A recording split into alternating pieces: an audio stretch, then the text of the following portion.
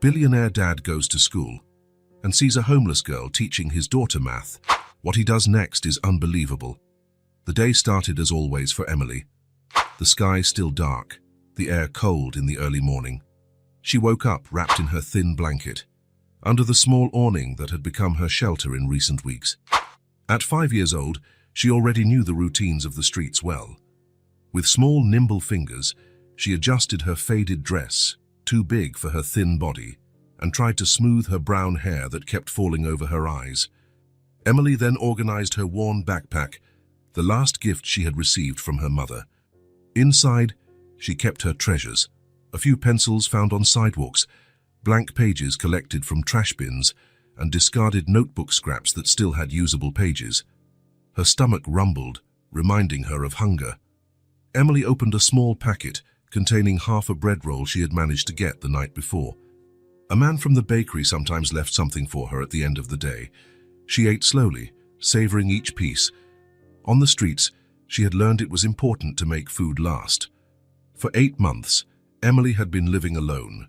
Before that, she and her mother would beg together at city intersections. Emily remembered her mother's gentle smile, even on days when hardly anyone stopped to help. She remembered how they would sleep cuddled together to ward off the cold, how they would share every bit of food they managed to get. "We're rich in other ways, Emily," her mother would say when her stomach growled with hunger. Then came the cough, then the fever. One night, Emily slept cuddling her mother under an overpass, and the next morning she couldn't wake her up. People passed, some stopped. A man in a uniform called an ambulance, but it was too late. Nobody came back for Emily. The only thing that remained from those days were the lessons. Even living on the streets, her mother insisted on the importance of learning. "Reading is like having wings, Emily," she would say on nights when, by the light of found candles, she would trace letters in the dust or on pieces of cardboard. "With wings, you can fly far from here." That's how Emily learned her first letters. Her mother never said how she knew how to read so well. It was a mystery Emily carried with her. When her mother passed, she decided to keep learning, as a way to keep her close. In the trash bins behind schools and libraries, Emily found real treasures: books with torn pages, used notebooks, old magazines. At night, under the streetlights, she practiced. Letters turned into words. Words formed sentences, and a new world opened up. Carefully packing her belongings in her backpack, Emily began her morning walk. She knew every alley, every shortcut in the city. She knew where it was safe to pass and where she should avoid. She knew which trash bins might contain good food and which people on the street posed no danger. 15 minutes later, she reached her favorite destination, St. Thomas School. The imposing building stood behind a tall fence. Emily found her usual spot, a hidden corner behind a leafy tree, from where she could see the main gate without being noticed. She sat down and waited, as she had done every morning for months. Soon the first cars began to arrive. Shiny, large vehicles, very different from the crowded buses that sometimes offered temporary shelter on rainy days. From inside them emerged children in immaculate uniforms, white shirts, navy blue skirts or pants, shoes without a single scuff. They carried colorful backpacks and lunchboxes, decorated with characters Emily recognized from discarded magazines. Emily observed every detail: how parents would bend down to give goodbye kisses, how children would run to meet friends, how they laughed and talked about things she didn't fully understand. Some children complained about having to wake up early or do homework. Emily couldn't understand how anyone could complain about something so precious. "I forgot to do my math homework," a boy said worriedly. "Today we have art class," a girl with braids exclaimed, skipping. The bell rang, a sharp sound Emily already knew well. The children formed organized lines and entered the building. In a few minutes, the courtyard was empty, and a different silence took over the place. Emily moved a little closer to the fence, her small fingers holding the cold bars. She couldn't see inside the classrooms, but her imagination created the rest. What would it be like to sit in a real chair with a desk just for her? What would it be like to have a new notebook without stains or tears? What would it be like to raise her hand and ask questions when she didn't understand something? In her mind, she created images of colorful rooms with maps on the walls and books on shelves. She imagined a kind teacher writing on the board, explaining wonderful things she didn't know yet. She imagined making friends, talking during recess, sharing snacks. "I would learn fast," she whispered to herself. "I know I could." Hours passed, and Emily remained there. When the sun became too strong, she changed positions, always careful not to be seen by the adults who sometimes patrolled the school perimeter. In the middle of the day, she heard another bell. Soon, the courtyard filled again with children running, playing, eating snacks that looked delicious. Emily watched the groups that formed, the games they shared, the laughter that echoed through the air. Her gaze was dreamy, silent.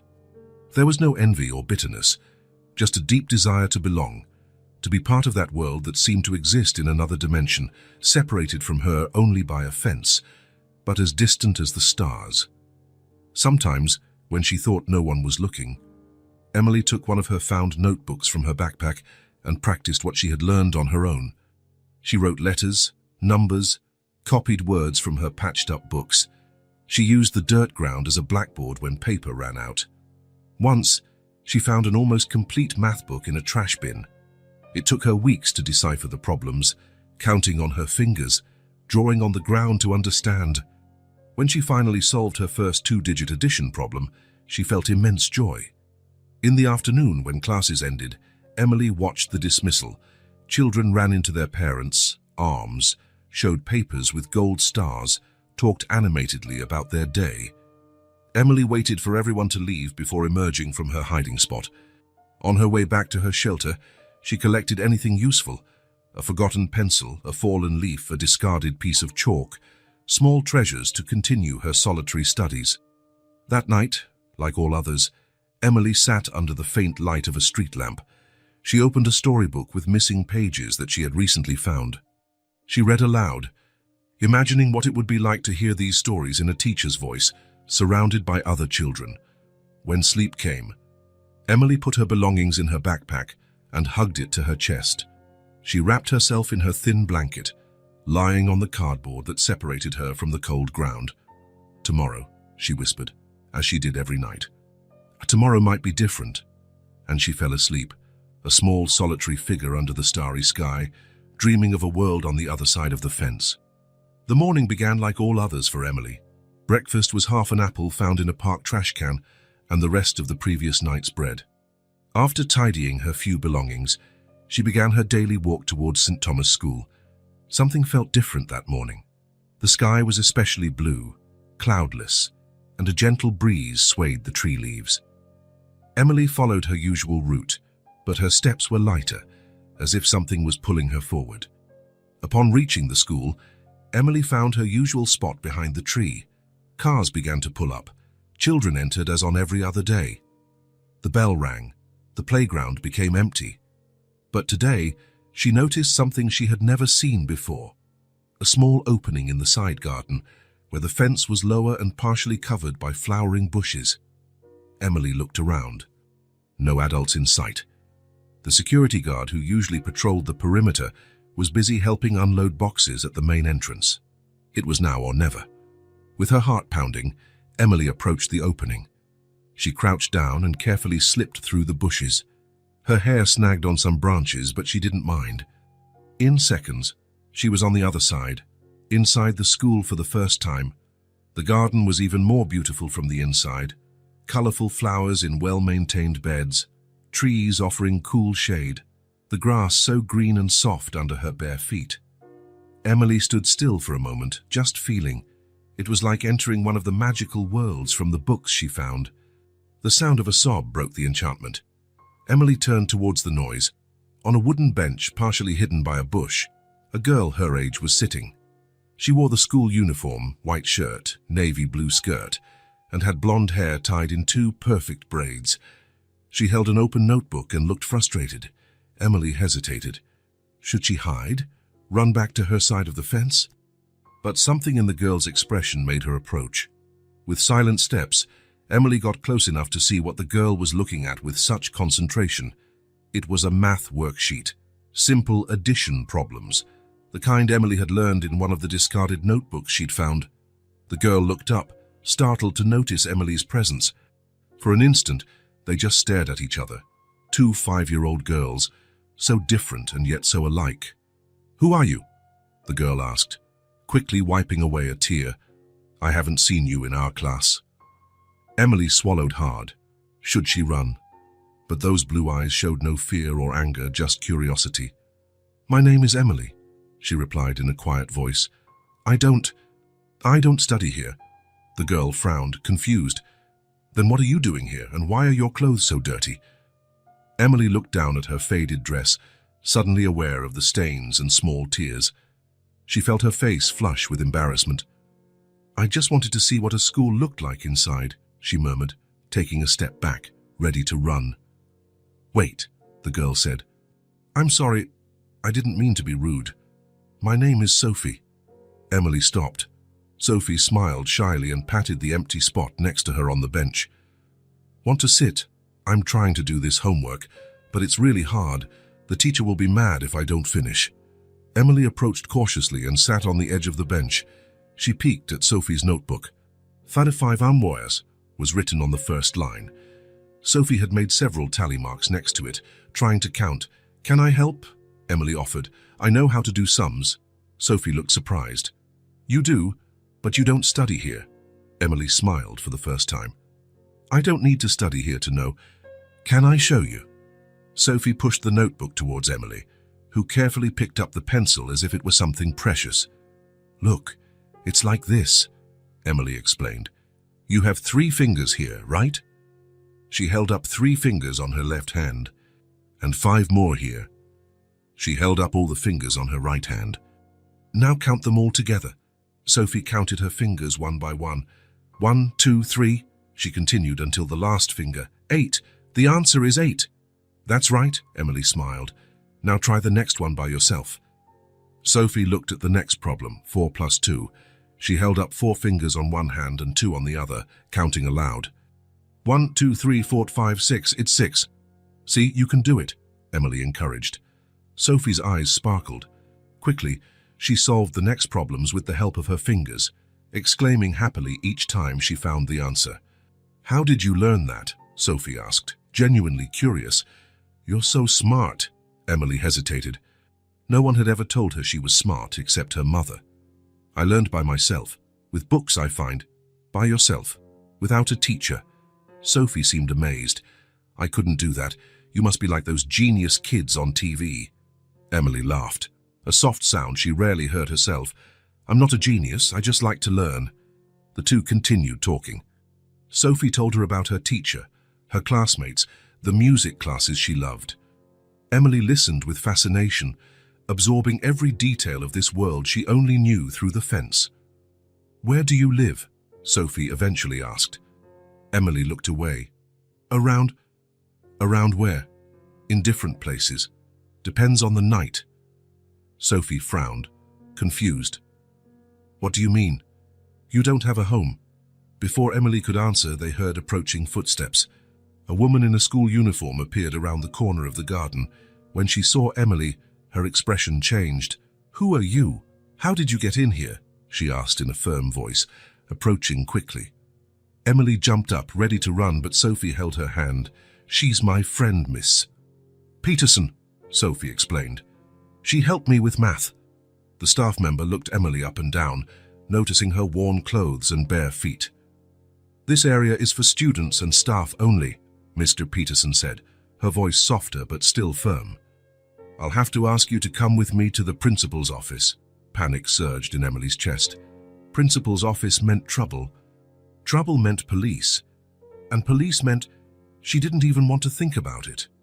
"Please, she was just helping me," Sophie insisted, still holding Emily's hand. "I'm sure she was, dear, but there are rules." "Is there a problem here?" A new voice joined the conversation. A tall man in a dark suit with brown hair approached the group. His eyes, Emily noticed, were identical to Sophie's. "Mr. Miller," the staff member greeted. "I was just dealing with a situation. This girl entered school property without authorization." "Daddy!" Sophie exclaimed, running to hug the man. "This is my new friend Emily. She's super smart. She taught me how to do sums on my fingers. Mr. Miller, David, looked at Emily with curiosity. His eyes scanned her worn clothes, her messy hair, her bare feet. But unlike many adults Emily had met on the streets, his gaze held no disgust or contempt, only a gentle curiosity. "Is that right?" he asked, bending down to his daughter's height. "So that's wonderful that you found such a good teacher." The staff member cleared her throat. "Mr. Miller, even so, we need to follow protocol. We don't know how she got in and—" "It's fine," David interrupted with a polite smile. "I'll handle it." Mr. Peterson looked uncertain. "Are you sure?" "She's clearly not a student and we need to—" "I'm sure," David affirmed firmly, but still smiling. "I'll take full responsibility. Thank you for your concern, Miss Peterson." The staff member hesitated for another moment, then nodded and walked away, not without casting one last suspicious glance at Emily. David turned to Emily, who remained motionless, ready to flee at the slightest sign of danger. "So you're the famous Emily," he said, extending his hand as if speaking to an adult. "I'm David, Sophie's dad. Thank you for helping my daughter." Emily looked at the outstretched hand with suspicion. After a moment, she shook it briefly. "It was nothing," she murmured. "Daddy," Sophie said, "can we take Emily for a snack? Please? She helped me so much." David looked at his watch, then at his daughter, and finally at Emily, whose stomach chose that moment to audibly rumble. "You know what? That's a great idea," he said with a smile. "Sophie, have you finished your homework?" "Yes. Emily taught me everything." "Then let's go." David picked up his daughter's backpack. "I know a great diner nearby." Emily stood still, not understanding. I can leave. I don't want to cause trouble." "What trouble?" David asked gently. "Sophie finished her homework. You helped. And a snack is a good way to say thank you." "What do you think?" Sophie took Emily's hand. "Please, come, they have the best milkshakes in the world." Emily looked at Sophie, then at David. Something in those kind eyes made her relax a little. "Okay," she agreed in a low voice. "Thank you." As they walked towards the gate, they passed other staff members who looked curiously at Emily. A security guard approached. "Mr. Miller, this girl isn't a student. How did she get in here?" "Don't worry, Carl," David replied calmly. "She's with me and Sophie. We're just leaving." "But, sir, we didn't see her come in, and—" "It's fine," David repeated firmly. "I'll handle it." The security guard hesitated, then nodded and opened the gate for them. The diner was only 2 blocks from the school. It was a cheerful place and with red booths and a jukebox playing soft music. Emily looked at everything with wide eyes. She had never been in a place like this before. David chose a table near the window and helped the girls sit down. A smiling waitress approached. "Hi, Mr. Miller." "And hello, Sophie." "Who's your little friend?" "This is Emily," Sophie replied excitedly. "She's my new friend and she's super smart." "Nice to meet you, Emily," the waitress smiled. "What can I get you today?" "The usual for Sophie and me," David said. "And for you, Emily, what would you like to eat?" Emily looked at the menu with colorful pictures, unsure what to choose. Everything looked wonderful. Anything is fine," she mumbled. "How about a burger with fries and a chocolate milkshake? It's Sophie's favorite." Emily nodded, unable to believe her luck. While they waited for their food, Sophie talked non-stop about school, her friends, her favorite classes. Emily listened, fascinated, occasionally asking questions. David observed their interaction, impressed by Emily's intelligence and maturity in her comments. When the food arrived, Emily's eyes widened. She had never seen such a large burger or such golden fries. The milkshake, topped with whipped cream and a cherry, looked like it came out of one of the illustrated books she sometimes found. "So go ahead," David encouraged, noticing her hesitation. "It's all right." Emily carefully picked up the burger and took a small bite. The flavor exploded in her mouth, and she couldn't help but make a small sound of pleasure.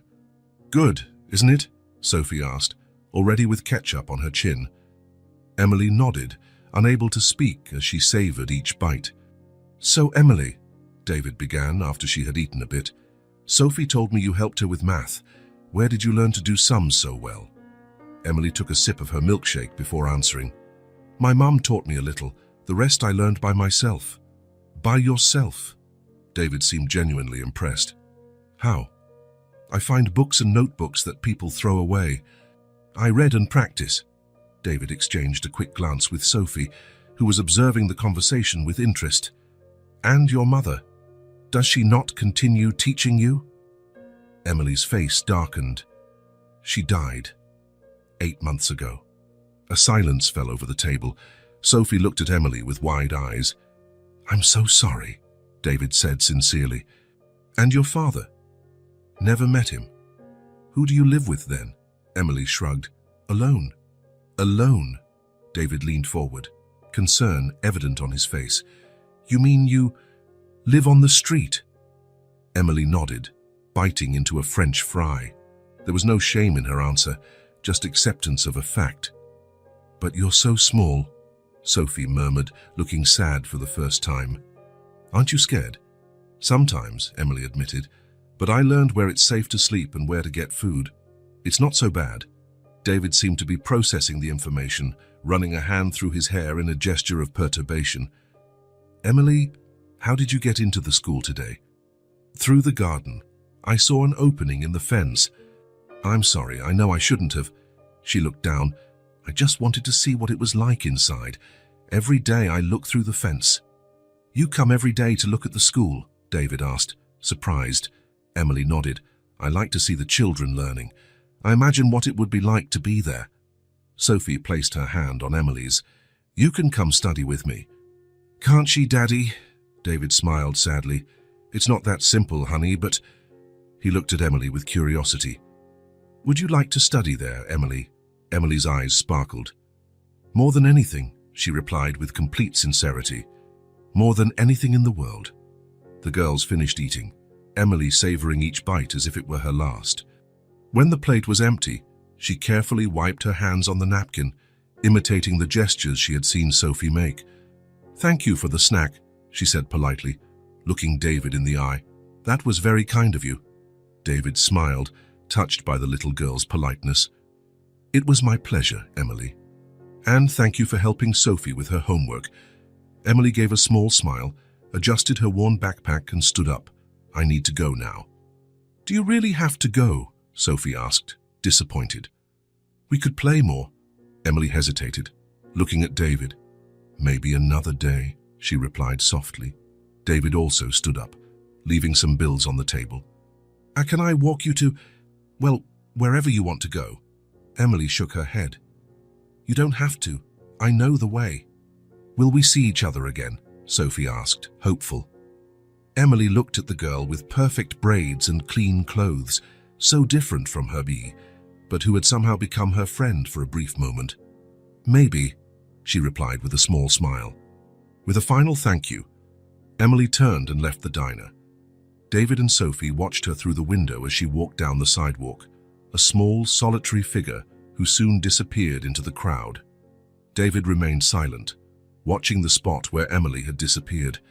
His face reflected a mix of emotions that Sophie didn't fully understand. After a moment, he took a deep breath and took his daughter's hand. Let's go, Princess. It's time to head back. Meanwhile, Emily walked through the familiar streets, her steps lighter than they had been in months. The taste of the burger and milkshake still lingered in her mouth, and sweeter still was the memory of having been treated, for a few hours, like any other normal child. Just for today, she whispered to herself, a small smile on her lips. Today was different. The miller's house was in a quiet neighborhood, with tree-lined streets and well-kept gardens. It was a 2-story residence, with large windows and a swing set in the backyard. The perfect place to raise a child, David thought when he bought it after his wife Claire's death 3 years ago. That night, after the unexpected encounter with Emily, David returned home earlier than usual. Normally, he worked late at the law firm where he was a partner, arriving home when Sophie was almost asleep. But today, something prompted him to leave at 6 o'clock sharp, cancelling his last meeting. Sophie was in the living room, playing with dolls under the supervision of Ms. Peterson, the nanny who looked after her after school. When she saw her father enter, the girl ran to him with a big smile. "Daddy, you're home early." David picked her up, twirling her once before putting her down. Sophie's laughter was always the best medicine after a long day. "I thought we could have dinner together tonight," he said, loosening his tie. "How about it?" "Cool, can I choose what we eat?" Sophie asked, bouncing around him. "Of course, princess. What do you want?" "Spaghetti with meatballs." "Great choice." After dismissing Mr. Peterson, David took a quick shower and changed from his suit into more comfortable clothes. In the kitchen, he and Sophie worked together to prepare dinner. He handled the sauce and meatballs while she set the table, placing the cutlery with the precision of someone on an important mission. During dinner, Sophie chatted about her day at school, music class where she played the xylophone, the drawing she made in art class, the boy who put a worm on the teacher's desk. David listened attentively, asking questions and laughing at the stories, but noticed that something seemed to be distracting his daughter. After finishing recounting the class trip to the zoo next week, Sophie suddenly fell silent, playing with the spaghetti on her plate.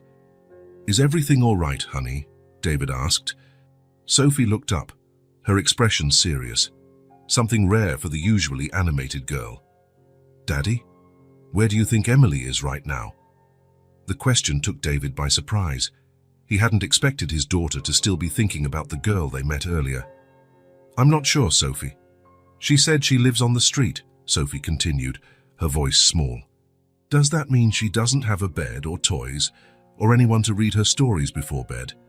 David felt a pang in his chest.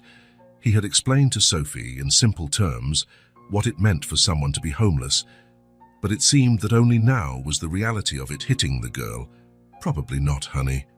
Emily doesn't have the same things we have," Sophie frowned, seemingly processing the information. "But she's so smart, Daddy. She taught me math better than the teacher. And she was kind to me even though she didn't know me." "Yes, she seems like a very special girl," David agreed, remembering the maturity with which Emily had spoken, the politeness with which she had thanked him for the snack, the patient way she had taught Sophie.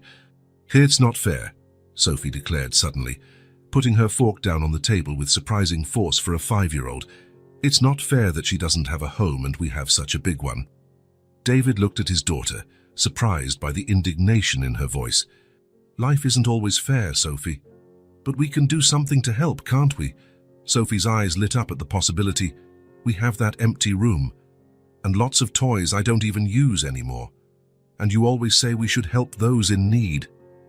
David smiled slightly. That was something Claire always said, the importance of helping others when you have privileges. It was comforting to see that Sophie had absorbed that value, even at such a young age. "Helping others is important." "Yes," he agreed. "So we can help Emily," Sophie insisted. "Can we give her food and clothes, and maybe she could come live with us?" David almost choked on the wine he was drinking. "Sophie, it's not that simple. There are laws, procedures. We can't just bring a child to live with us."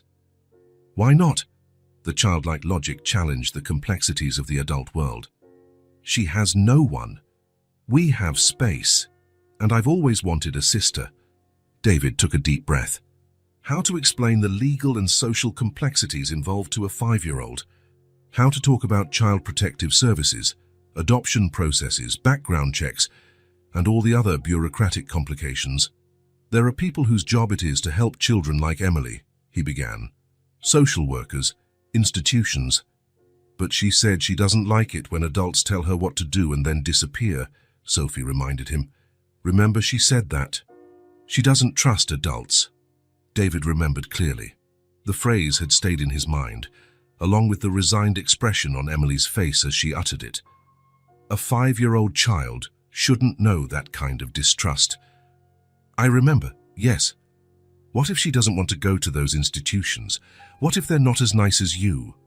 David had no answer for that. The truth was that the foster care system for abandoned children was far from perfect. He knew this reality well from his work as a lawyer. He had dealt with cases involving the adoption system and was aware of the flaws, the long waits, the overcrowded institutions.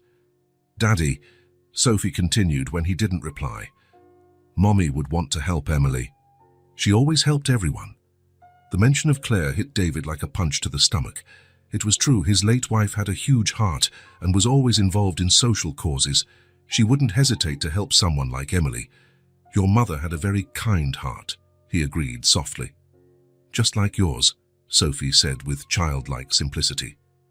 You have a kind heart too, Daddy. That's why I know we're going to help Emily. Something stirred within David, an emotion he couldn't quite name. He looked at his daughter, so small and yet so wise in her own way. The conviction in her eyes, so similar to Claire's, was impossible to ignore. Let's think of something, okay? He finally said. Maybe we can start by bringing her food and clothes if we find her again. Sophie's face lit up. Can we look for her tomorrow, please, Daddy? David thought about his packed schedule, his booked meetings, his tight deadlines. I have a lot of work tomorrow, Sophie. The girl's smile disappeared. But Emily might be cold or hungry. Sophie's simple words weighed more than any elaborate argument. David felt something shift within him, a decision forming without him fully realizing it. I'll see what I can do, he replied, surprising himself. Later, after putting Sophie to bed and reading her favorite story, David sat in his office with a glass of whiskey. On the wall was a photo of Claire holding newborn Sophie, her face radiant with happiness. What would you do, Claire? He murmured to the silent image, a 5-year-old girl living on the streets. There was no answer, of course, but in his heart, David knew what Claire would say. She always followed her moral compass, even when the path wasn't the easiest. He opened his laptop and began researching child protection laws, temporary foster care processes, and adoption requirements. Hours passed as he absorbed information, considered possibilities, weighed options. Somewhere in the city, Emily was probably curled up in her makeshift shelter, alone under the starry sky. The thought made his stomach clench. Before going to bed, David sent a message to his secretary. I need to reschedule tomorrow morning's appointments. Urgent family matter. The seed Sophie had planted was quietly beginning to sprout. The morning arrived cloudy and cold. David dropped Sophie off at school earlier than usual, with a lunchbox especially packed with extra sandwiches and an extra juice bottle. What's all this for, Daddy? Sophie asked, curious. You never know who might be hungry, he replied with a wink. Sophie smiled, understanding immediately. Are you going to look for Emily today? David nodded. I'm going to try. I don't know if I'll find her, but I'll do my best. You'll find her, Sophie stated with the absolute confidence only children possess. And when you do, tell her I saved my blue dress for her. It's my favorite, but I think it'll look pretty on her. David felt a warmth in his chest upon hearing his daughter's spontaneous generosity. I'll tell her.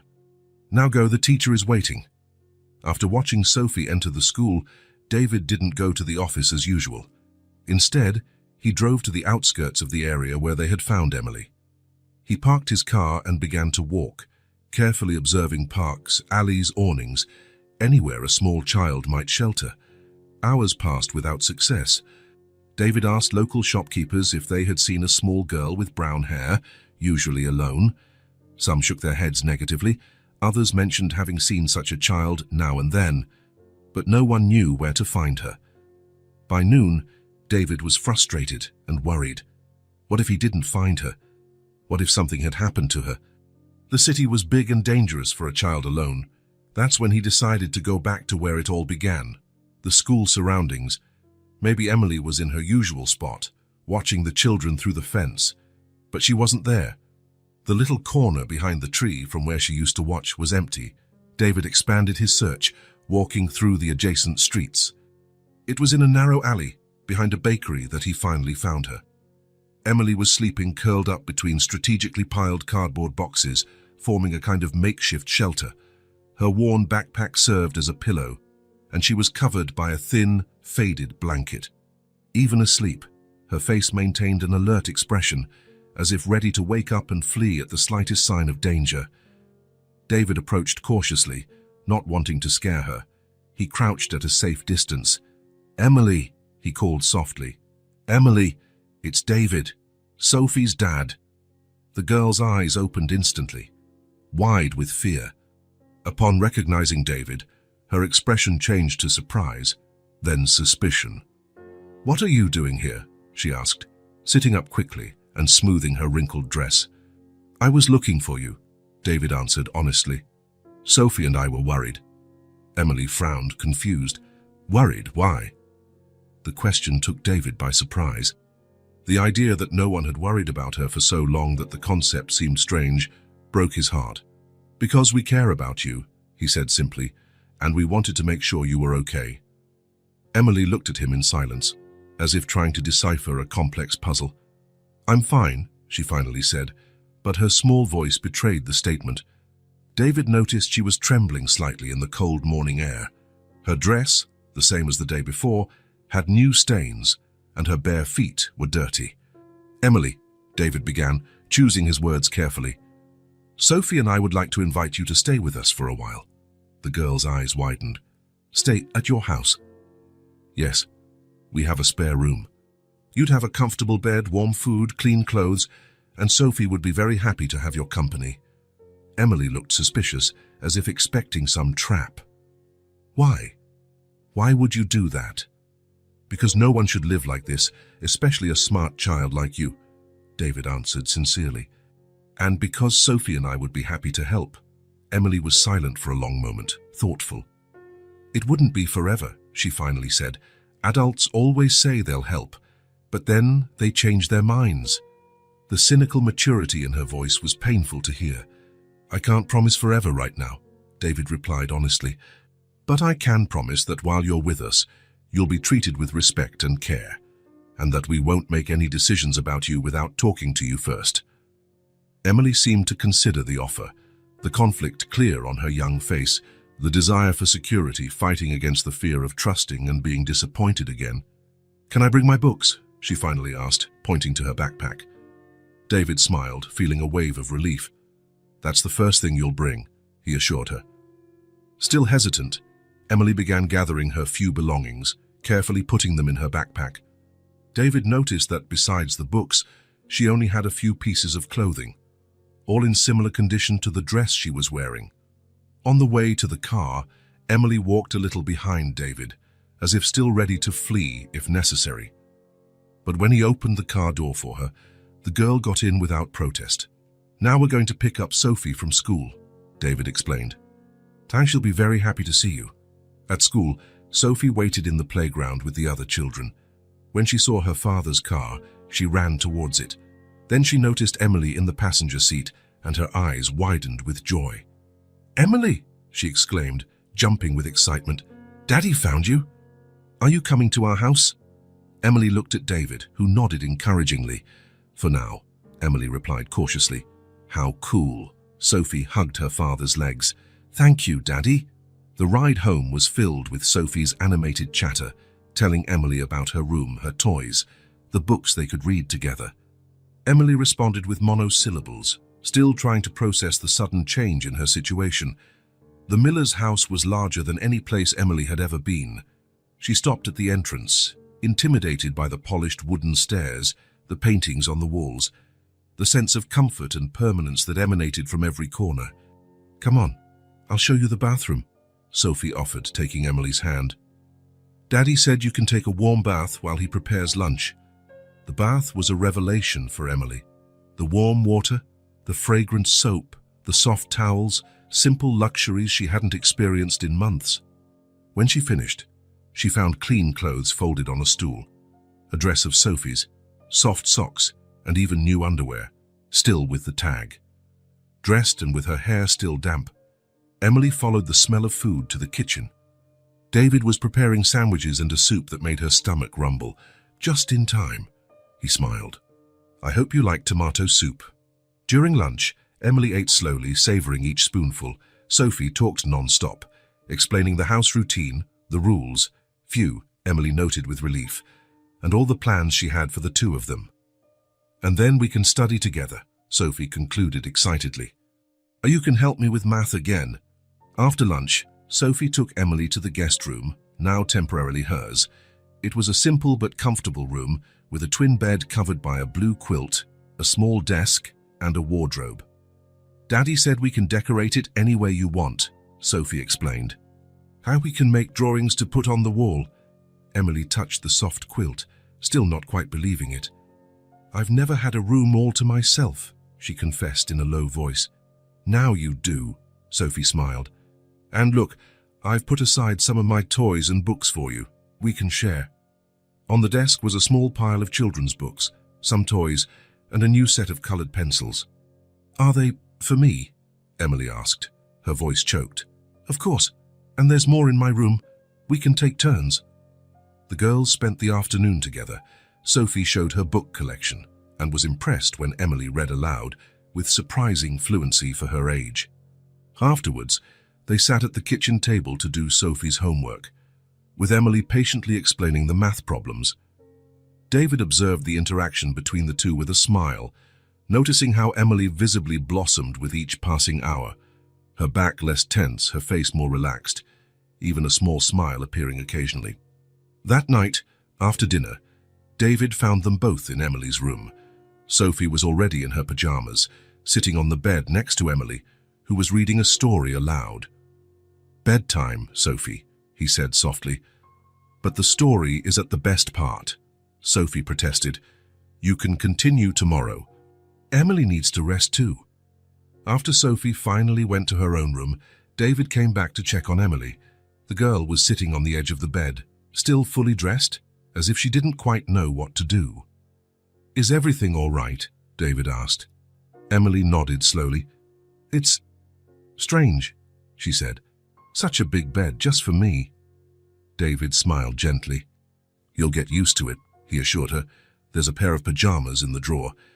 And if you need anything during the night, my room is the last one down the hall." Emily looked at him, her eyes wide and serious. "Why are you doing all this? Really?" David considered the question for a moment. "Because it's the right thing to do," he answered simply. "And because you deserve a safe place." When David left, Emily changed into her pajamas and lay down on the soft bed. The silence of the house was different from the silence of the streets. It wasn't threatening, but peaceful. There were no passing cars, no distant voices of strangers, no constant fear of being discovered. For the first time in 8 months, Emily fell asleep without fear, wrapped in clean sheets, with a full stomach and the strange, almost forgotten, feeling of safety. The Miller house, once too quiet for just 2 people, now had the voice of a new child within its walls. I It was him the first rays of sun peeked through the curtains when David woke up. Instinctively, he checked the clock, 6:30 in the morning, his usual time to start getting ready for work. But today, he paused for a moment, remembering he had a new resident in the house. Silently, he walked down the hall and stopped at the guest room door, now Emily's room. He opened the door slowly and peeked inside. The girl was sleeping soundly, curled up in the sheets like a small cocoon. Her face, relaxed in sleep, seemed even younger, reminding David how much of a child she still was, despite the maturity forced upon her by circumstances. In the kitchen, he made coffee and called his office. "Janet, I'll be working from home for the next few days," he informed his assistant. "Something important has come up in the family." "No problem, Mr. Miller. I'll reschedule your in-person meetings." David mentally thanked himself for having a position that allowed him such flexibility. As a partner at the firm, he could manage his own time, something he rarely did, always prioritizing work. But now, there was something more important. Around 7:30, he heard light footsteps on the stairs. Emily appeared at the kitchen door, already dressed in Sophie's clothes that they had set aside for her hair combed and her hands freshly washed. "Good morning," she said politely, as if unsure of her place in that space. "Good morning, Emily. Did you sleep well?" The girl nodded. "The bed is very soft," she commented, almost as if it was something strange. David smiled. "That's good. Are you hungry? We have cereal, toast, eggs. Anything is fine," Emily replied, still standing near the door. Come, sit down. You can choose whatever you want to eat."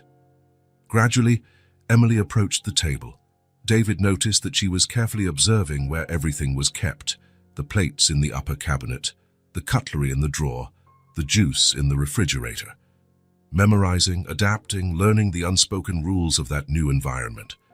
Sophie came downstairs shortly after, still in her pajamas and with messy hair, the opposite of Emily's organized appearance.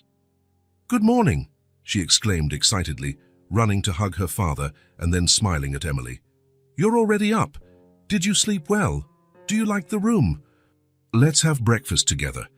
The barrage of questions made Emily blink, but a small smile appeared on her lips. "I slept well, thank you," she replied.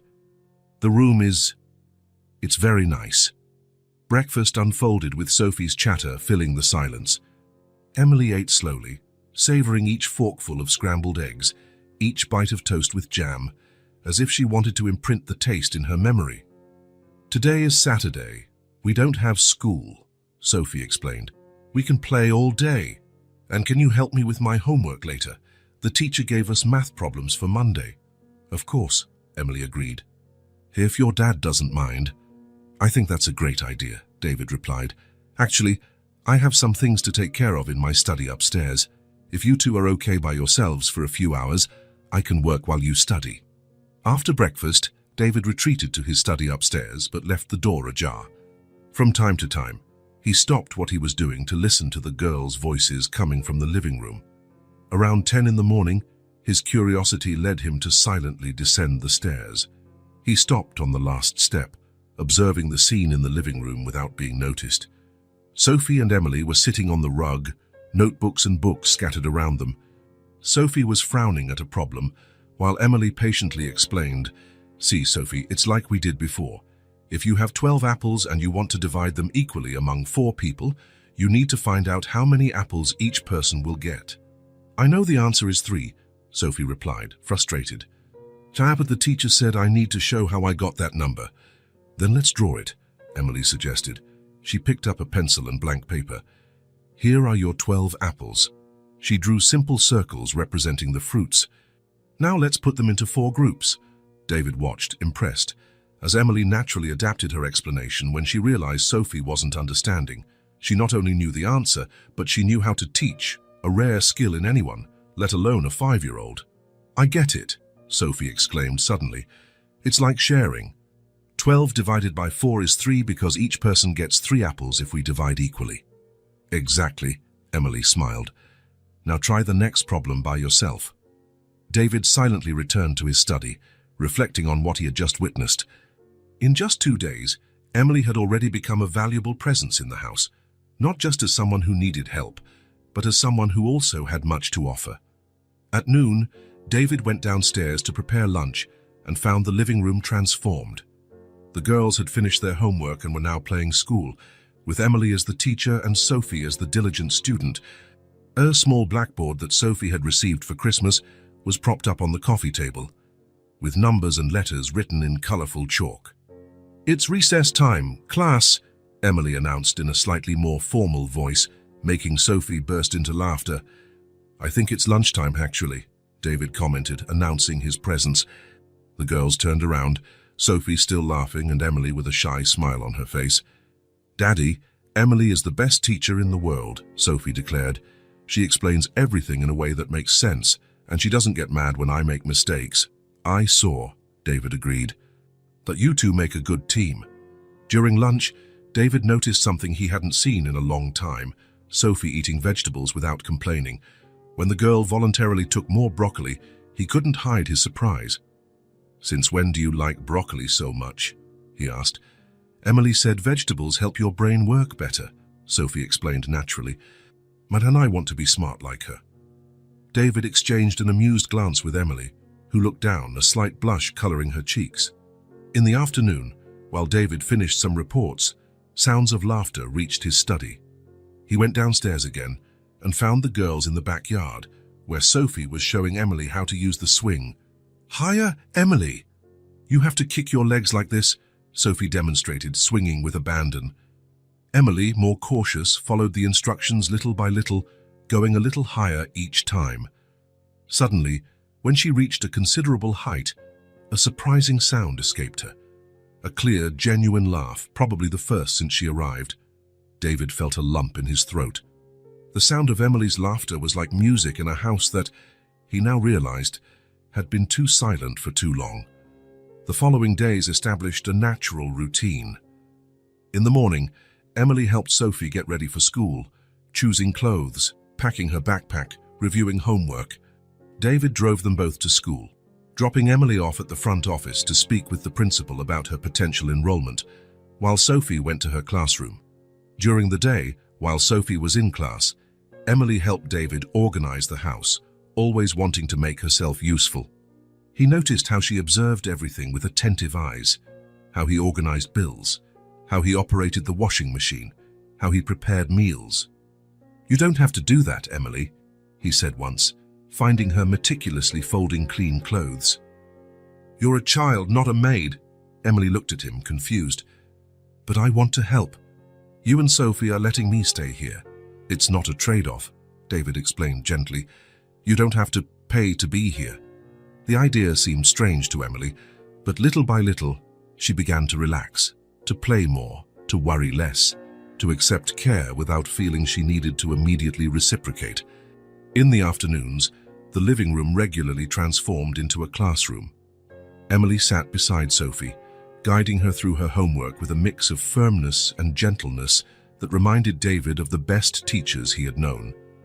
"It's not just about memorizing the answer," Emily explained. "It's about understanding why the answer is right." "But it's easier to just remember," Sophie sometimes protested. "Easier now, harder later," Emily replied, with a wisdom that seemed impossible for her 5 years.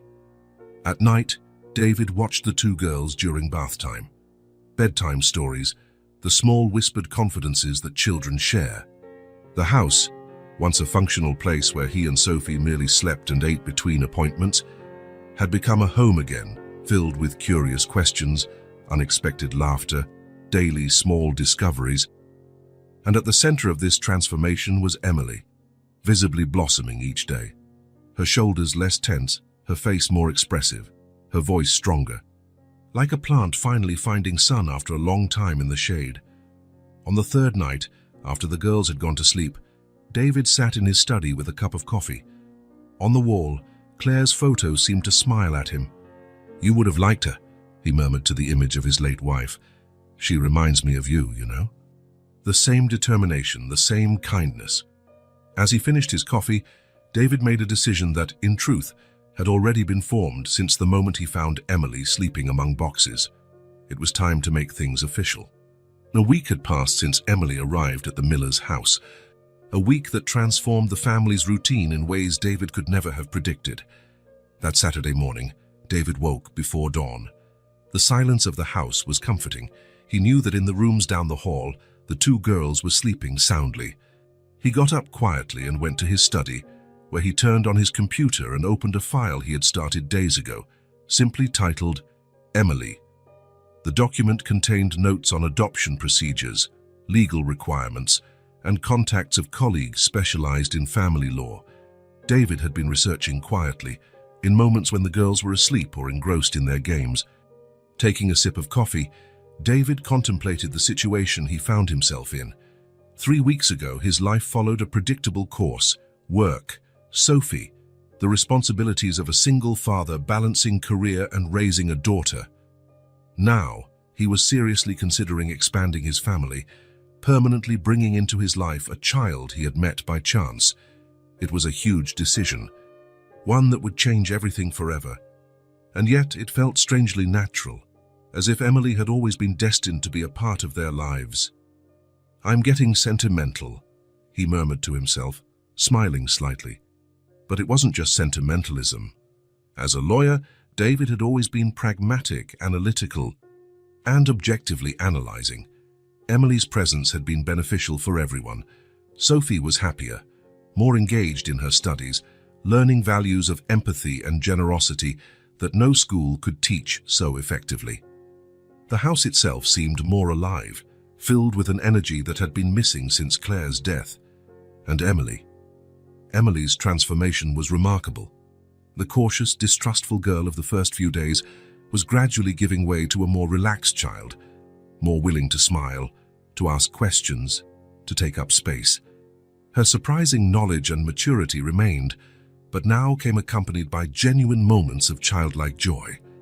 David opened his calendar and checked the next week's appointments. There was an important meeting on Monday he couldn't postpone, but his Tuesday was relatively free. He set a reminder, Call Michael, 10 a.m.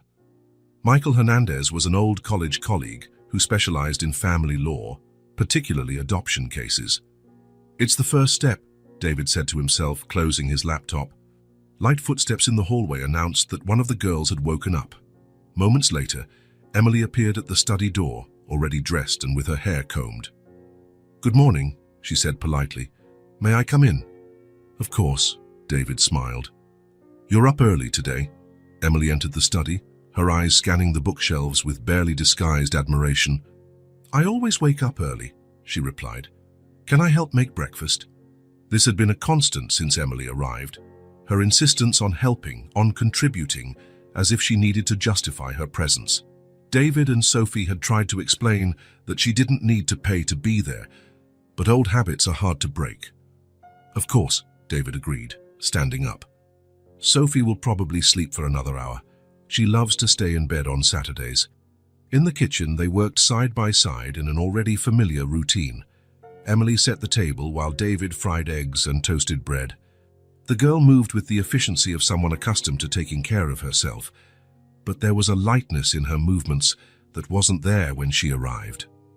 "David," she said suddenly, using his name, something that still sounded formal coming from such a small child, but which was progress from the Mr. Miller of the first few days. "Can I ask you something?" "Anything," he replied, flipping the eggs in the frying pan. "When will I have to leave?" The question took David by surprise. He turned off the stove and faced her. "Why do you think you have to leave?" Emily shrugged, avoiding his gaze. "Because that's how it works. Good things don't last." The simplicity of the statement, the resigned acceptance in her voice, clenched David's heart. "Emily," he said softly, crouching down to her height, "you can stay here for as long as you want and need. We're not expecting you to leave." Emily finally looked at him, her large eyes searching for signs of lies or deception. "Really? Even if it's for a very long time?" David wanted to tell her then about his adoption plans, about wanting her to stay permanently, but he hesitated. The process would be complicated. There would be interviews, assessments, bureaucracy. What if, for some reason, it wasn't approved? He couldn't create false expectations only to shatter them later. "Even if it's for a very long time," he confirmed instead. "This house is your home now too, Emily." A small smile appeared on the girl's face, and she nodded, returning to arrange the cutlery on the table. The rest of the day passed quietly. The girls spent the morning playing in the backyard, enjoying the autumn sun. After lunch, when Emily was helping Sophie with a science project for school, David retreated to his study again. He picked up the phone and dialed a number he hadn't used in some time. "Hello, Patricia," he said when the call was answered. "This is David Miller. I know it's Saturday, but I needed to speak with you about a professional matter." Patricia Chen was a social worker David had worked with on a few cases over the years. If there was anyone who could guide him through the adoption process with knowledge and discretion, it was her. The conversation lasted almost an hour. David explained the situation, how they found Emily, her situation of abandonment, the lack of any known relatives, her surprisingly natural adaptation to life with them. "I won't lie, David, it will be a complex process," Patricia explained, "especially because there's no formal record of abandonment or entry into the system. But it's not impossible. First, we'll need to formally register her situation, search for relatives, and then you can request temporary guardianship while the adoption process proceeds." "How long would all this take?" "Realistically, months, maybe a year or more. But the fact that you're already caring for her and are a respected lawyer with a stable financial situation helps a lot." David asked a few more questions about the next steps, carefully noting the answers. When he hung up, he felt simultaneously anxious and determined. The path would be long, but it was worth walking. Downstairs, he heard laughter. He approached the stairs silently and saw Emily and Sophie sitting on the living room floor, surrounded by books and craft supplies. They were building what looked like a model of the solar system, with styrofoam balls painted in different colors. "Mars is red because it has a lot of iron oxide on its surface," Emily explained, applying red paint to one of the spheres. "It's like rust. How do you know so much about planets?" Sophie asked, genuinely impressed. I read it in a book I found, Emily replied simply. It was from the library, but someone threw it away because some pages were torn. David felt that familiar mix of admiration and sadness. Emily's intelligence and resilience were extraordinary, but the circumstances that forced the development of those qualities had been too harsh for a child. That night, after dinner, David was working on his laptop in the living room while the girls watched a children's movie on television. When the end credits began to roll, Sophie yawned and leaned against Emily's shoulder. "Time to brush your teeth and go to bed," David announced, closing his computer. "Just 5 more minutes, Daddy," Sophie negotiated, as she did every night. 5 minutes, he agreed with a smile. "I'll go upstairs to prepare the bath." As David went upstairs, Sophie turned to Emily, who was tidying the scattered cushions on the sofa. "Emily," she said confidentially, "do you like living here with us?" Emily stopped what she was doing, considering the question. "I like it very much," she answered honestly. "Your house is beautiful, and you and your dad are very kind to me." "Our house," Sophie corrected. "Not my house. Our house now." Emily smiled shyly. "It's strange to think that, having a real home. But you like it, right? Being here with us?" "Yes," Emily confirmed. "I like it very much." Sophie seemed satisfied with the answer. She was silent for a moment, as if gathering courage, and then, "I'm going to ask Daddy if you can stay with us forever." Emily's eyes widened.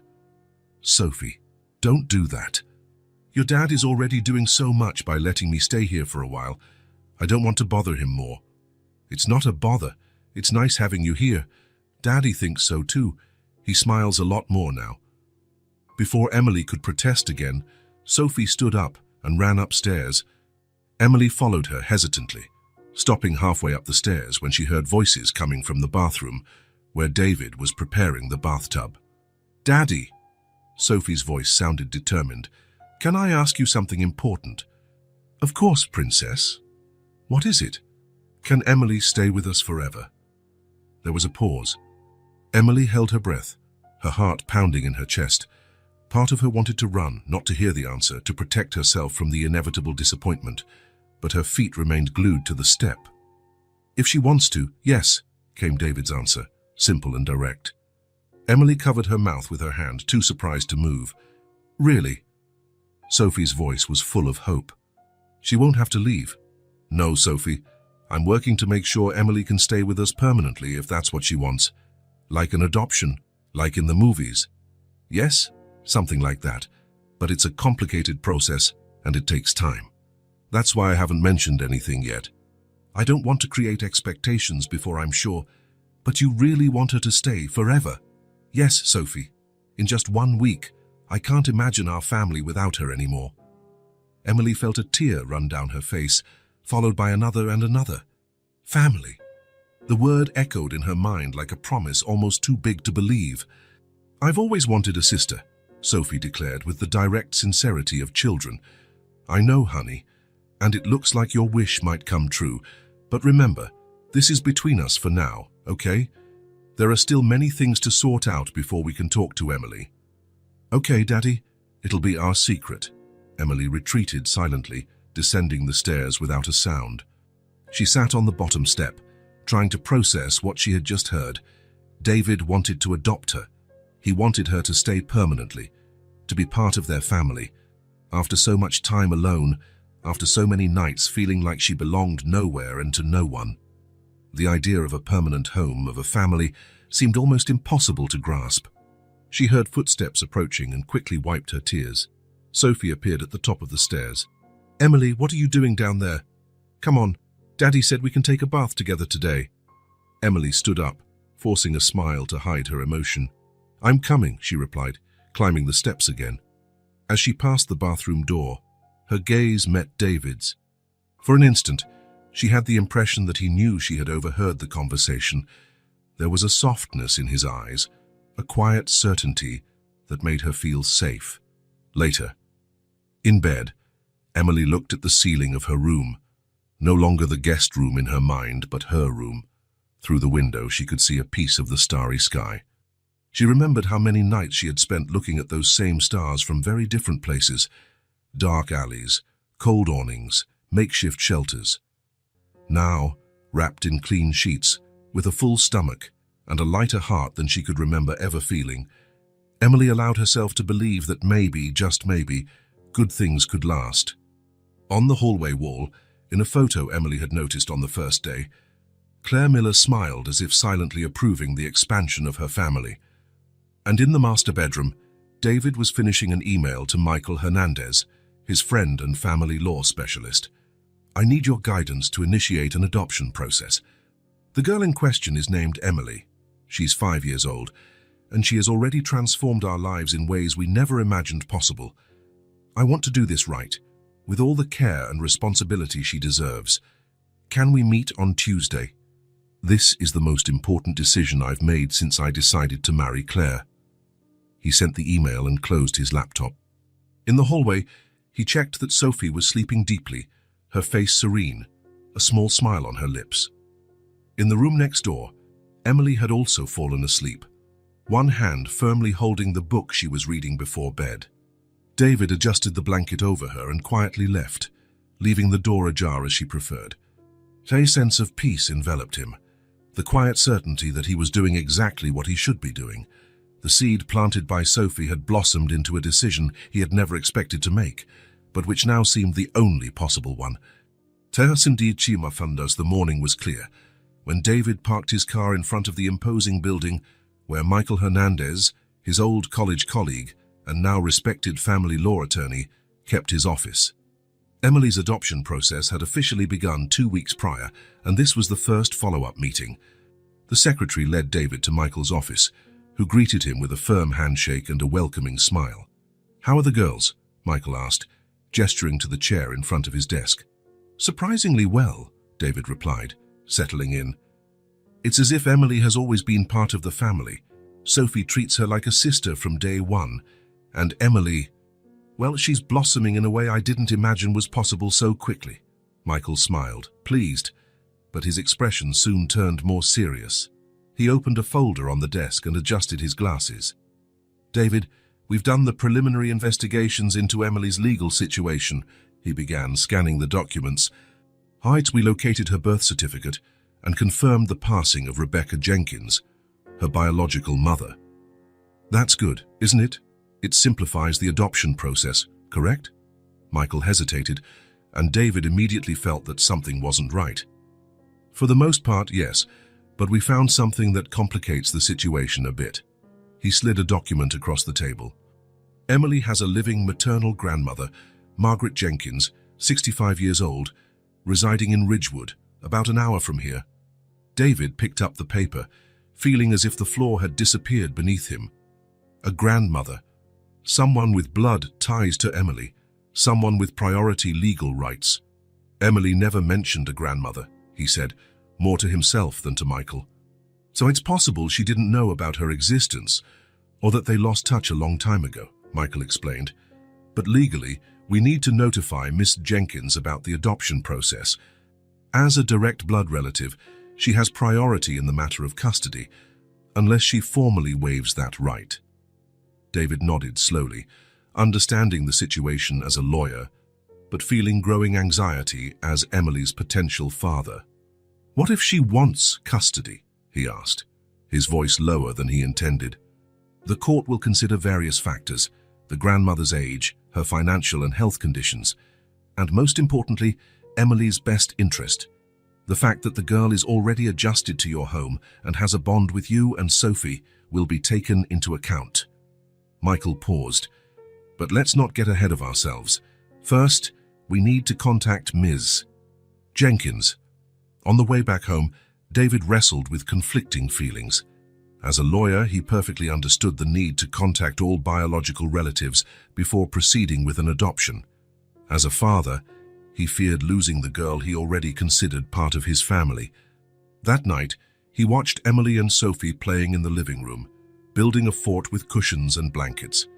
Emily's laughter, once so rare, now regularly filled the house.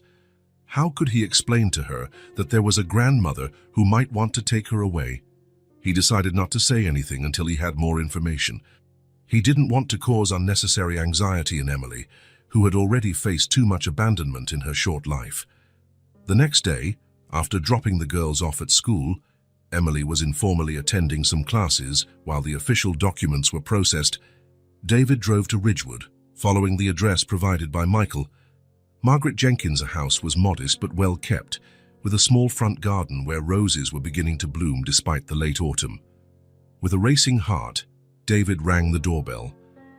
After a few moments, a grey-haired lady answered the door. She had piercing blue eyes that immediately reminded him of Emily's, observant, intelligent, with a certain wariness. "Ms. Jenkins?" "Margaret Jenkins. Yes, that's me." She examined him with curiosity. "How can I help you?" "My name is David Miller. I'd like to talk about your daughter, Rebecca, and your granddaughter, Emily."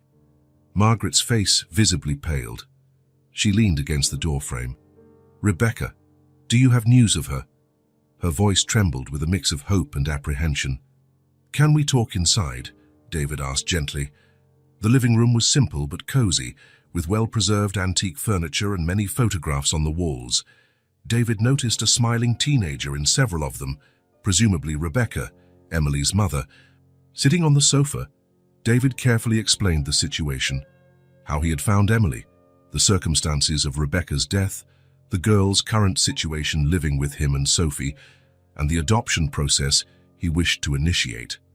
Margaret listened in silence, tears streaming freely down her wrinkled face.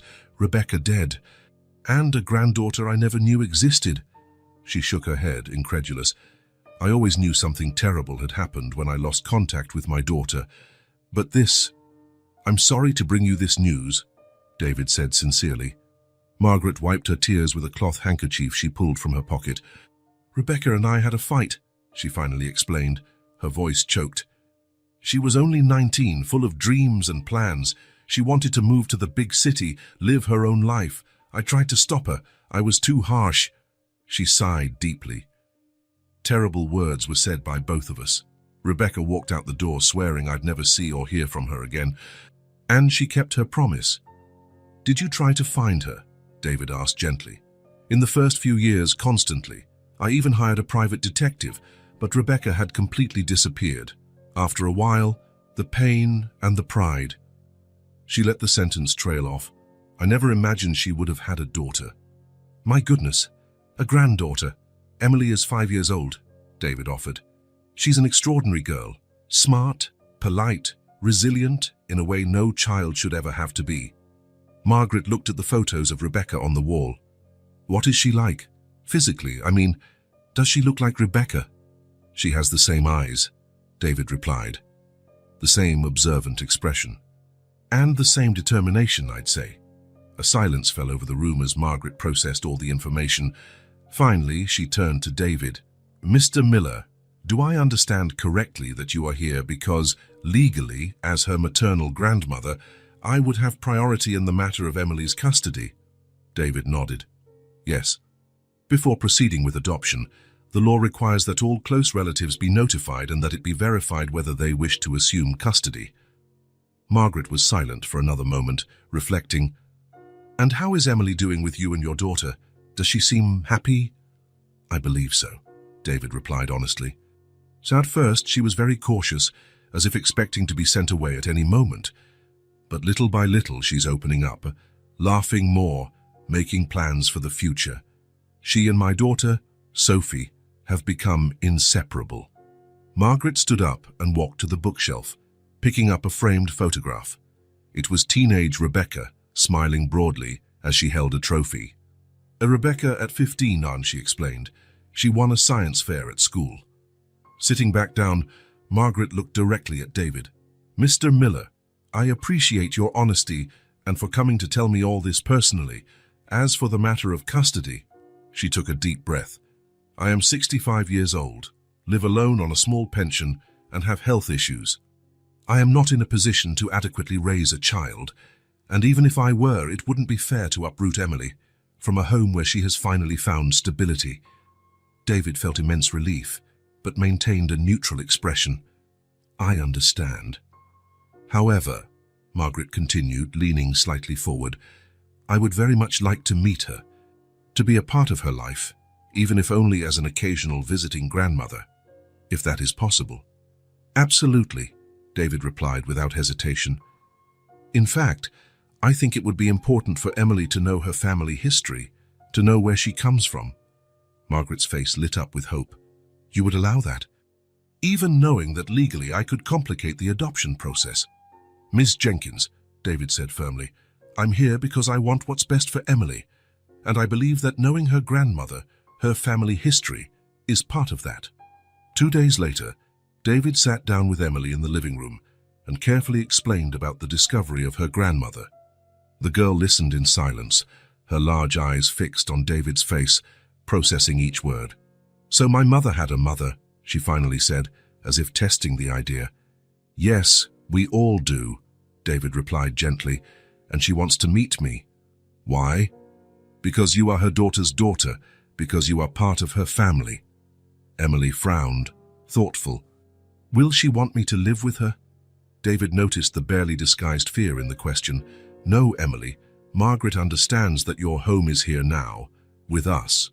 She just wants to meet you, maybe be a part of your life as your grandmother. Emily seemed to reflect deeply on this, her small face serious as it usually got when she was solving a difficult problem. Emma, can I think about it? She finally asked. Of course, David replied, surprised once again by her maturity. Take all the time you need. It was Sophie, in the end, who convinced Emily to meet her grandmother. If she's your grandma, then she's like a grandma to me too, isn't she? Sophie asked during breakfast, 2 days after the initial conversation. I've never had a grandma, it could be fun. Emily looked at Sophie, then at David. I think I want to meet her, she finally decided. The following Sunday, David took Emily to meet Margaret. Sophie had insisted on coming along, but David explained that this first meeting should be more intimate. When they arrived at the house in Ridgewood, Emily held David's hand tightly, a rarity for the usually so independent girl. Margaret opened the door, her eyes immediately finding Emily's. For a moment, the two just looked at each other, grandmother and granddaughter, recognizing something familiar in each other despite never having met before. Hello, Emily, Margaret finally said, her voice soft and a little shaky. I'm Margaret, your grandmother. Emily didn't reply immediately, studying the woman's face with the intensity that was her trademark. You have her eyes, she finally said. My mother's. Margaret smiled through tears. And you have her smile. Exactly the same. The beginning was awkward, as was to be expected. Sitting in the living room, Margaret showed Emily photos of Rebecca at different ages, told stories of her childhood, answered Emily's hesitant questions. Gradually, the atmosphere relaxed. Emily began to ask more questions, eagerly absorbing every new piece of information about her mother. When Margaret mentioned that Rebecca loved to draw and sing, Emily's eyes sparkled. She used to sing to me every night, she shared, her first spontaneous offer of information, even when we didn't have a good place to stay. Margaret wiped away a tear. She had a beautiful voice since she was little. She won school contests. Before they left, Margaret handed Emily a small carved wooden box. These are some things that belonged to your mother when she was your age, she explained. So I thought you'd like to have them. Inside the box was a small children's bracelet, some colorful hair ribbons, a diary with the first pages filled with Rebecca's childlike handwriting, and a photo of her at 5 years old, smiling with missing front teeth, just like Emily. Thank you, Emily said, holding the box with reverence. On their way out, Margaret discreetly pulled David aside. Your lawyer sent me some documents, she said, handing him an envelope, about the formal relinquishment of custody. I've already signed everything. David looked at the envelope, surprised by the quickness of her decision. Are you sure about this? Margaret looked at Emily, who was waiting by the car, still examining the contents of the box. Absolutely. Emily has found a home with you. It would be selfish of me to try and change that now. She smiled, sad but resolute. But I'm very happy to be able to be a part of her life from now on, if you'll allow it. Of course we allow it, David assured her. In the following weeks, the adoption process moved with surprising speed. Margaret's formal relinquishment of custody removed the main legal obstacle. There were more visits from social workers, more documents to fill out, more interviews, but now with a sense of positive inevitability, Margaret became a regular presence in the family's life, visiting on Sundays and occasionally having dinner with them. To David's surprise, Sophie developed a special affection for the elderly woman, calling her Grandma Maggie from the very first meeting, a title the woman accepted with tears in her eyes. Finally, on a sunny Wednesday, David, Sophie, and Emily attended the final adoption hearing. Emily wore a new blue dress and had her hair carefully styled by Sophie, who had insisted on putting small, sparkly clips in it for good luck. Margaret was also present, sitting in the front row, smiling encouragingly. The judge, a middle-aged man with a kind expression, addressed Emily directly during the proceedings. "Emily, do you understand what's happening today?" Emily nodded, serious. "Mr. Miller will officially be my dad, and Sophie, my sister." "And do you want that?" "More than anything," she replied with a conviction that brought tears to David's eyes. When the judge finally declared the adoption complete and officially announced Emily Miller as the girl's new name, Sophie couldn't contain her excitement. "Now we're real sisters," she exclaimed, hugging Emily so tightly she almost knocked her over. Emily returned the hug, a genuine smile lighting her face as she looked at David, then at Margaret, who watched the scene with a mix of joy and a gentle longing for what might have been. Emily's first official day of school was scheduled for the following week. David had completed all the necessary paperwork, bought her uniform, school supplies, and everything else she would need. The night before, he found Emily in her room, meticulously arranging her new backpack. Each pencil, each notebook, each book was positioned with absolute care. Her uniform hung on the closet door, perfectly pressed. "Nervous about tomorrow?" David asked, sitting on the edge of the bed.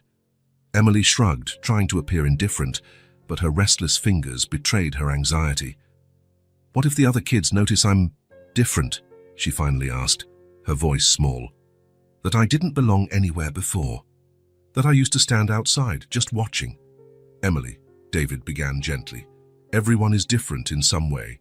And as for belonging," he smiled, "you belong to this family now. You're a Miller, just as much as Sophie and I." At that moment, Sophie appeared at the door, still in her pajamas, her hair messy. "What are you talking about?" "Emily's a little nervous about school tomorrow," David explained. Sophie immediately entered the room and sat next to Emily. "You don't need to be nervous," she declared, with the unwavering confidence of a 5-year-old. "You're my sister. There's nothing to be ashamed of." Emily looked at Sophie, surprised by the simplicity and strength of that statement. "Your sister," she repeated softly. "Forever," Sophie confirmed. "And I'll be by your side the whole time. If anyone's mean to you, I'll—" She made a fierce face that made Emily giggle. The next morning, David took the two girls to school. Emily, wearing her new uniform, impeccable white shirt, navy blue skirt, white socks, and shiny black shoes, looked like a completely different being from the girl in worn clothes who used to watch the school through the fence. When they arrived at the main entrance, Emily hesitated for a moment, looking at the large building that for so long had been only a distant dream. "Ready?" David asked. Emily took a deep breath, took Sophie's hand, and nodded. "Ready." Together, the two girls walked through the front door, Emily no longer a silent observer from the other side of the fence, but as a student, as a Miller, as someone who finally belonged. That night, the family had dinner together, with Margaret as a special guest to celebrate Emily's first day at school. The girl excitedly talked about her teacher, her new classmates, and how she had surprised everyone by easily solving math problems that the rest of the class found difficult. "And the teacher said she's never seen anyone learn so fast," Sophie exclaimed, proud of her sister. "Emily already knows everything from the first semester." "Don't exaggerate, Sophie," Emily murmured, blushing slightly, but visibly pleased. "I think we might need to talk about skipping a grade," David commented, smiling. "If you keep this up."